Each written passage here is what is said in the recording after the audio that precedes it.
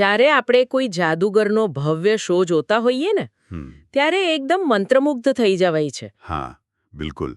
આપણે આશ્ચર્યમાં પડી જઈએ છીએ કે આ થયું કઈ રીતે. સાચી વાત. સ્ટેજ પર અંધારું હોય, એક સ્પોટલાઇટ ફરતી હોય અને જાદુગર હવામાંથી વસ્તુઓ ગાયબ કરી દે. પણ મતલબ આ જાદુ ખરેખર ત્યાં સુધી જ કામ કરે છે જ્યાં સુધી પડદા પાછળની પેલી ટ્રીક છુપાયેલી રહે. બરાબર છે. જો ખબર પડી જાય કે ક્યાં અરીસા ગોઠવ્યા છે તો પછી એ જાદુ રહેતો જ નથી. એ જ ને. પછી તો એ માત્ર એક યાંત્રિક પ્રક્રિયા બની જાય છે. તો આજના આ ઊંડાણપૂર્વકના અભ્યાસમાં આપણે બરાબર આવું જ કંઈક કરવા જઈ રહ્યા છીએ. માત્ર એટલો જ ફેર છે કે અહીં જાદુગરનો શો નથી, પણ આખી હોલિવૂડ સિનેમા ઇન્ડસ્ટ્રી છે. અને સાહિત્યના પ્રથમ વર્ષના અનુસ્નાતક વિદ્યાર્થીઓ માટે આ સમજવું બહુ જ જરૂરી છે. ચોક્કસ. આપણે આજે એક બહુ જ ઐતિહાસિક અને પ્રભાવશાળી દસ્તાવેજ પર ચર્ચા કરવાના છીએ.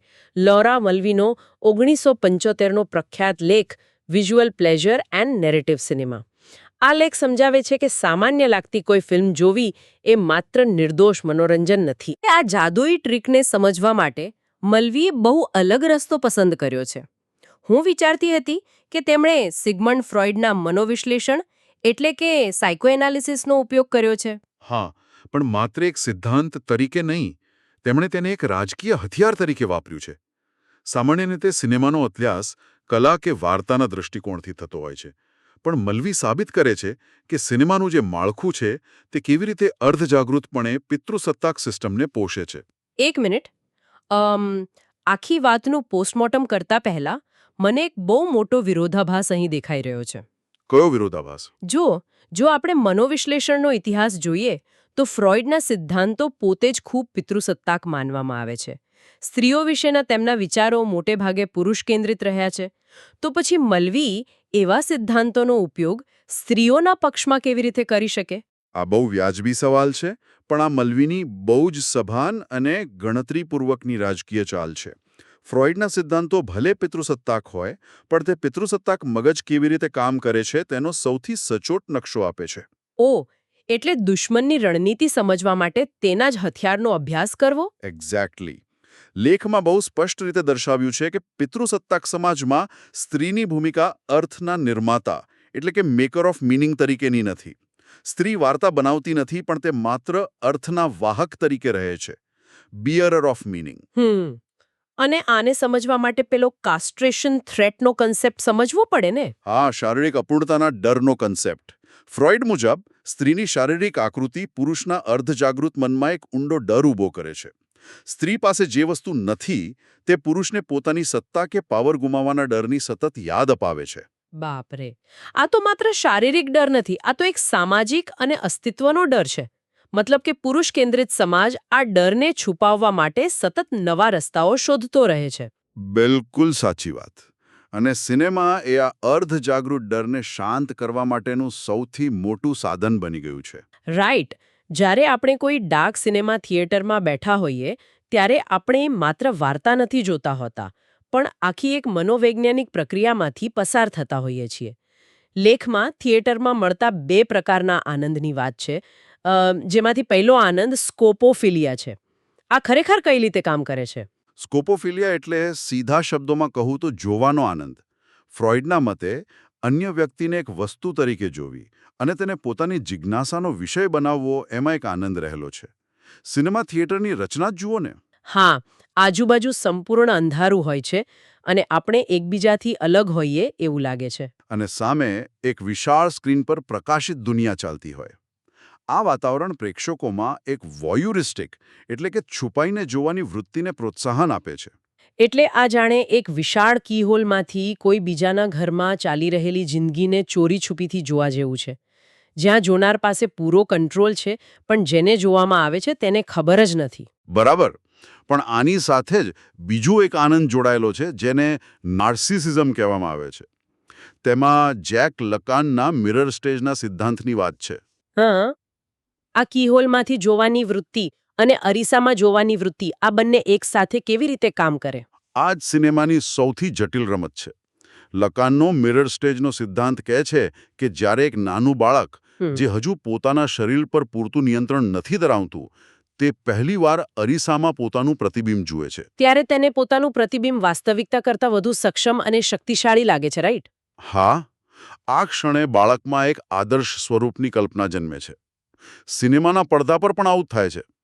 પ્રેક્ષકો સ્ક્રીન પરના શક્તિશાળી, નિયંત્રણ ધરાવતા મુખ્ય પુરુષ પાત્ર સાથે પોતાની જાતને સરખાવે છે. ઓહ, એટલે પ્રેક્ષકોને લાગે છે કે જે તાકાત સ્ક્રીન પરના હીરો પાસે છે તે જ તાકાત તેમનામાં પણ છે. પણ જો આ બંને પ્રક્રિયાઓને બાજુ-બાજુમાં મૂકીને જોઈએ તો આ તો સાવ વિરોધાભાસી બાબત છે. કેવી રીતે? જુઓ, એક તરફ સ્કોપોફિલિયામાં આપણે સ્ક્રીન પરના પાત્રોને પોતાનાથી સાવ અલગ એક વસ્તુ તરીકે જોઈએ છીએ અને બીજી તરફ નાર્સિસિઝમમાં આપણે સ્ક્રીન પરના પાત્રની અંદર પોતાની જ જાતને જોઈએ છીએ. એકમાં અંતર રાખવાનું છે અને બીજામાં સંપૂર્ણપણે ભળી જવાનું છે. એકદમ સાચું પકડ્યું. આ વિરોધાભાસ જ હોલિવૂડ સિનેમાનું એન્જિન છે. સિનેમા એક જ સમયે આ બંને ઈચ્છાઓ પૂરી પાડે છે, પણ તે કામની વહેંચણી કરી દે છે. એટલે સક્રિય પુરુષ અને નિષ્ક્રિય સ્ત્રીની વહેંચણી. હા, અહીં જ મલ્વીના લેખનો સૌથી ક્રાંતિકારી વિચાર સામે આવે છે. Woman as image, man as bearer of the look. એટલે કે સ્ત્રી એક છબી તરીકે અને પુરુષ દૃષ્ટિના ધારક તરીકે. પરંપરાગત સિનેમામાં સ્ત્રીઓ સ્ક્રીન પર માત્ર પ્રદર્શિત થવા માટે જ હોય છે. એટલે તેમના દેખાવને કે કપડાને એવી રીતે ગોઠવવામાં આવે કે તે જોવા લાયક બને, જેને મલ્વી ટુ બી લુક્ડ એટનેસ કહે છે. બિલકુલ. સ્ત્રીનું પાત્ર વાર્તામાં કોઈ મોટો બદલાવ લાવવા માટે નથી હોતું, પણ તે દર્શકોની સ્કોપોફિલિક ઈચ્છાઓ સંતોષવા માટેનું એક દૃશ્ય બનીને રહી જાય છે. તે લેખમાં માર્લિન મુનરોનું જે ઉદાહરણ આપ્યું છે એ મને બહુ જ સચોટ લાગ્યું. હા, ફિલ્મ ધ રિવર ઓફ નો રિટર્નનું દ્રશ્ય. રાઈટ. વાર્તા ગમે તેટલી ઝડપથી આગળ વધતી હોય, પણ જ્યારે માર્લિન મુનરો સ્ક્રીન પર આવે છે અને કોઈ ગીત ગાવાનું કે ડાન્સ કરવાનું શરૂ કરે છે, ત્યારે અચાનક આખી વાર્તા રોકાઈ જાય છે, જાણે સમય થંભી જાય. હા, એ દ્રશ્ય વાર્તાને એક ડગલું પણ આગળ નથી વધારતું. કેમેરા માત્ર તેના શરીર અને સુંદરતા પર ફોકસ કરે છે. સ્ત્રી પાત્રની હાજરી જ નેરેટિવની ગતિને ફ્રીઝ કરી દે છે. તે એક શો પીસ બની જાય છે.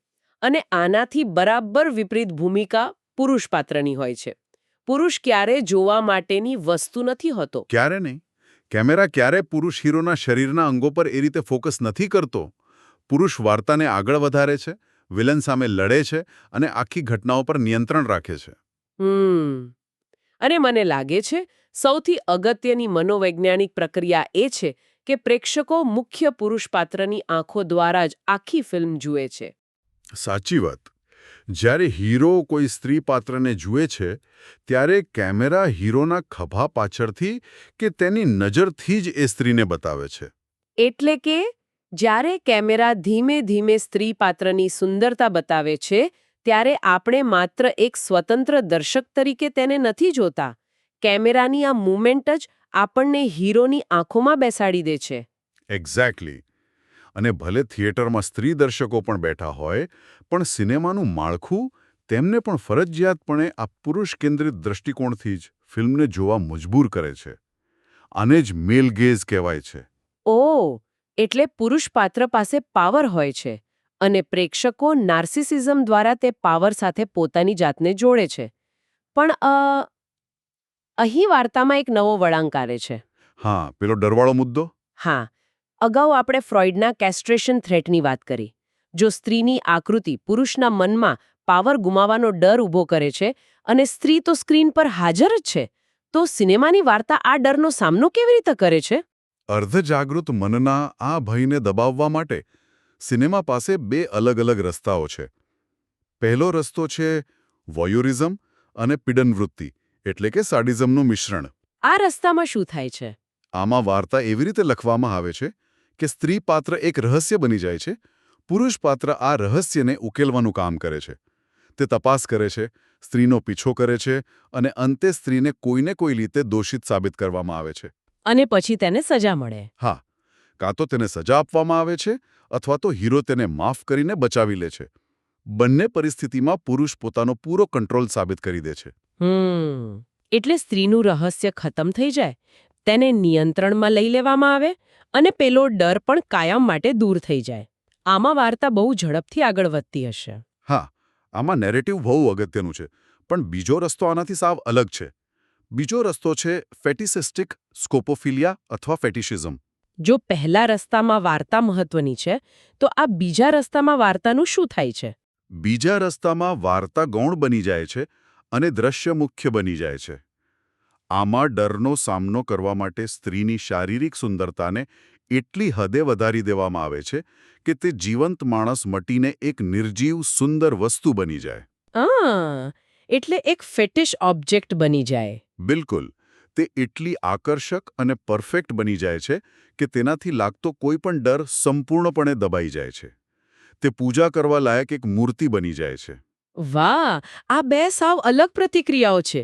એકમાં સ્ત્રીનું રહસ્ય ખોલીને તેને સજા આપવી કે બચાવવી, અને બીજામાં તેને એક નિર્જીવ અતિસુંદર વસ્તુ બનાવી દેવી. અને આ બંને મિકેનિઝમ એક જ હોલિવૂડ ઇન્ડસ્ટ્રીમાં કામ કરે છે. હા, અને આ બંને રસ્તાઓને સમજાવવા માટે મલવીએ બે દિગ્ગજ દિગ્દર્શકોના ઉદાહરણો આપ્યા છે, જોઝેફ વોન સ્ટનબર્ગ અને એલ્ફ્રેડ હિચકોક. અચ્છા, તો સ્ટનબર્ગ કયા રસ્તાનો ઉપયોગ કરે છે? સ્ટનબર્ગનું કામ એ ફેટિશિઝમનું ઉત્તમ ઉદાહરણ છે. માર્લિન ડીટ્રીજ સાથેની તેમની ફિલ્મોનો અભ્યાસ કરીએ તો ખ્યાલ આવે કે તેમના માટે વાર્તા કે પાત્રોનું ઊંડાણ જરાય મહત્વના ન હતા. તો તેમના માટે શું મહત્વનું હતું? સ્ક્રીન પર સ્ત્રીની એક પરફેક્ટ છબી. તેઓ કેમેરાનું એવું સેટિંગ કરતા, લાઇટિંગ અને પડછાયાઓનો એવો ઉપયોગ કરતા કે માર્લિન ડીટ્રીજનો ચહેરો આખી સ્ક્રીન પર છવાઈ જાય. ત્યાં વાર્તા આગળ નહોતી વધતી, માત્ર એક સુંદર છબી સ્થિર થઈ જતી હતી. એટલે સ્ટનબર્ગની ફિલ્મોમાં સ્ત્રી પાત્ર પાસે કોઈ ઊંડાણ નથી હોતું. તે માત્ર એક આઇકોન હોય છે. પણ બીજી બાજુ આલ્ફ્રેડ હિચકોક છે. હા, હિચકોકને તો સાડિઝમ અને વોયુરિઝમના માસ્ટર કહી શકાય. તેમની ફિલ્મોમાં વાર્તા જ મુખ્ય હોય છે. વર્ટિગો, રિયર વિન્ડો કે માર્નીની વાત કરીએ તો. વર્ટિગો ફિલ્મનું ઉદાહરણ તો આખી મેલ ગેઝની થિયોરીને બહુ જ જટિલ રીતે સમજાવે છે ને? બિલકુલ. વર્ટિગો એ મેલ ગેઝનું સૌથી આક્રમક ઉદાહરણ છે. ફિલ્મમાં મુખ્ય પાત્ર સ્કોટી છે, જે ભૂતપૂર્વ પોલીસમેન છે. વાર્તામાં તે જુડી નામની સ્ત્રીનો પીછો કરે છે. આ પીછો કરવો જ વોયુરિસ્ટિક વૃત્તિ છે. હા, તે જુડીને પ્રેમ તો કરવા લાગે છે, પણ તેને સ્વીકારી નથી શકતો કેમ કે તે પોતાની કાલ્પનિક અને મૃત્યુ પામેલી પ્રેમિકા મેડેલિનનું વળગણ ધરાવે છે. સાચું? તેથી તે પોતાની કંટ્રોલ કરવાની સત્તાનો ઉપયોગ કરીને જુડીને મેડેલિનનું રૂપ ધારણ કરવા મજબૂર કરે છે. તે જુડીના વાળનો રંગ બદલાવે છે, કપડાં, મેકઅપ બધું જ બદલી નાખે છે. અરે, આ તો બહુ જ ભયાનક સ્તરનું નિયંત્રણ કહેવાય. સ્કોટી જીવંત જુડીને પોતાની કલ્પનાની એક નિર્જીવ ઢીંગલી બનાવી રહ્યો છે. અને આમાં કેમેરા શું ભૂમિકા ભજવે છે? કેમેરા જ આખી રમતનો મુખ્ય ખેલાડી છે. હિચકોક જાણી જોઈને કેમેરાને સ્કોટીની આંખો બનાવી દે છે. જ્યારે સ્કોટી જુડીનો પીછો કરતો હોય ત્યારે આપણે પણ તેની સાથે જ આ પીછો કરતા હોઈએ છીએ. ઓહ, એટલે આપણે પણ સ્કોટીના વોયુરિઝમમાં ભાગીદાર બની જઈએ છીએ. હા, પણ હિચકોક આપણને આરામથી નથી બેસવા દેતા. જ્યારે અંતે જુડીને સજા મળે છે અથવા તો તેનું મૃત્યુ થાય છે, ત્યારે પ્રેક્ષકોને અહેસાસ થાય છે કે તેઓ પણ આ સાડિઝમમાં સામેલ હતા. હિચકોક પ્રેક્ષકોને તેમના જોવાના આનંદના અંધકારમય પાસાનો પરિચય કરાવે છે. બાપરે, આપણને સમજાય છે કે આપણો આનંદ કોઈના પર નિયંત્રણ લાદવાના ગુનામાંથી જન્મેલો છે. આ આખી ચર્ચાના અંતે એક વાત સ્પષ્ટ થઈ જાય છે કે જેને આપણે નિર્દોષ મનોરંજન માનીએ છીએ તે બહુ જ જટિલ માળખા પર ઊભું છે. બિલકુલ. પરંપરાગત સિનેમાનો બધો જ જાદુ અને આનંદ આ સક્રિય પુરુષ અને નિષ્ક્રિય સ્ત્રી તથા આ મેલ ગેઝના પાયા પર ટકેલો છે. આ કોઈ અકસ્માત નથી, પણ એક ડિઝાઇન છે. અને આ ડિઝાઇનને તોડવા માટે જ લૌરા મલ્વીનો આ લેખ માત્ર એક શૈક્ષણિક વિશ્લેષણ નથી, પણ એક ક્રાંતિકારી આહ્વાન છે. તે કહે છે કે જો આપણે સાચા અર્થમાં મુક્ત અને નવું સિનેમા બનાવવું હોય તો આ પરંપરાગત વિઝ્યુઅલ પ્લેઝરનો સંપૂર્ણ નાશ કરવો જ પડશે. એટલે કે જોવાના આનંદનો અંત લાવવો પડશે. જ્યાં સુધી સિનેમા આ અર્ધજાગૃત ડર અને ઈચ્છાઓની રમત રમતું રહેશે, ત્યાં સુધી સ્ત્રીઓ માત્ર એક દ્રશ્ય બનીને જ રહેશે. સાચી વાત. સિનેમાની નવી ભાષા શોધવા માટે જૂના આનંદને કુરબાન કરવો જરૂરી છે. આ બધું જાણ્યા પછી શરૂઆતમાં મેં જે જાદુગરના શોની વાત કરી હતી તેના પર પાછા ફરીએ. હવે પડદા પાછળની આખી ટ્રીક ખુલ્લી પડી ગઈ છે. કેમેરા પાછળ બેસીને પિતૃસત્તાક સમાજનું મન કેવી રીતે દોરીસંચાર કરી રહ્યું છે તે સ્પષ્ટ થઈ ગયું છે. પણ હવે સાહિત્યના દરેક વિદ્યાર્થીએ એક અંતિમ ઉત્તેજક વિચાર પર મંથન કરવા જેવું છે. ચોક્કસ. કયો વિચાર? જો એકવાર આપણને ખબર પડી જાય કે પરંપરાગત સિનેમા આ રીતે માનવ મગજ સાથે રમત રમે છે અને સ્ત્રીઓને માત્ર એક દ્રશ્ય તરીકે જ રજૂ કરે છે, તો શું આ સત્ય જાણ્યા પછી આપણે કોઈ પણ જૂની ક્લાસિક ફિલ્મનો એ જ નિર્દોષતાથી આનંદ માણી શકીએ ખરા? એ બહુ મોટો પ્રશ્ન છે. હા, અને જો ભવિષ્યના સિનેમામાંથી આ જોવાનો આનંદ જ કાઢી નાખવામાં આવે, પ્રેક્ષકોને કોઈ દ્રશ્યની મજા જ ન આપવામાં આવે, તો તે મુક્ત સિનેમાનું સ્વરૂપ ખરેખર કેવું હશે? શું તે જોવું ગમશે? આ એક એવો પ્રશ્ન છે જેનો જવાબ શોધવાની સફર અહીંથી જ શરૂ થાય છે. આજના આ ઊંડાણપૂર્વકના અભ્યાસમાં જોડાવા બદલ આભાર.